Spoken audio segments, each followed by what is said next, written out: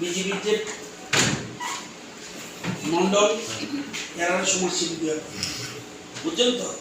আবার আমাদের রাজ্যে যে ভোজ্য তেলের ব্যাপারে পাম অয়েল যে চাষ শুরু করছি এটা আমরা ভারতবর্ষের বহু ক্ষেত্রে আমরা ওয়ার্ল্ডের মধ্যে প্রথম পজিশনে রয়েছি।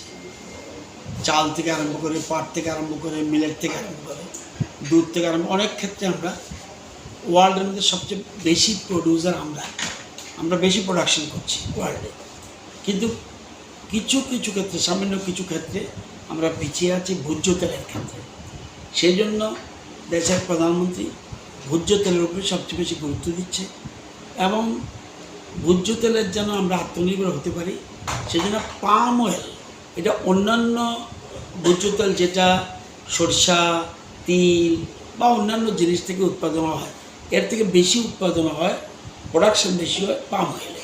সেজন্য আমরা পাম অয়েলে চাষের উপরে গুরুত্ব দিচ্ছি এবং বিশেষ করে নর্থ ইস্ট এবং সাউথ ইন্ডিয়া এই দুইটা জায়গায় পাম অয়েলের জন্য আমাদের soil suit for palm oil.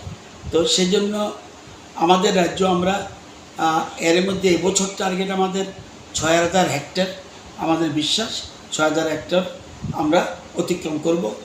গত বছর আমাদের যে টার্গেট ছিল সেই টার্গেটটা একটু কম ছিল, কিন্তু এবার আমাদের টার্গেট ফুলফিল হবে এবং আগামী বছর আরও বেশি ডিমান্ড আসছে।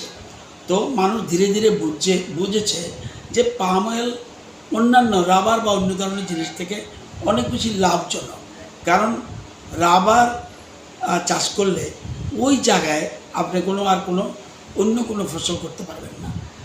তো এখানে কিন্তু পাম অয়েলের ক্ষেত্রে আপনার বিভিন্ন রকম, যেমন আনারস লাগাতে পারবো, আমি কলা গাছ লাগাতে পারবো, আমি অন্যান্য ফসল লাগাতে পারবো, এই ফসলগুলি লাগানো যায়। বর্তমানে মনে রাখবেন বর্তমানটা খুবই প্রাক্তন জিএমডি বুঝুন স্যার।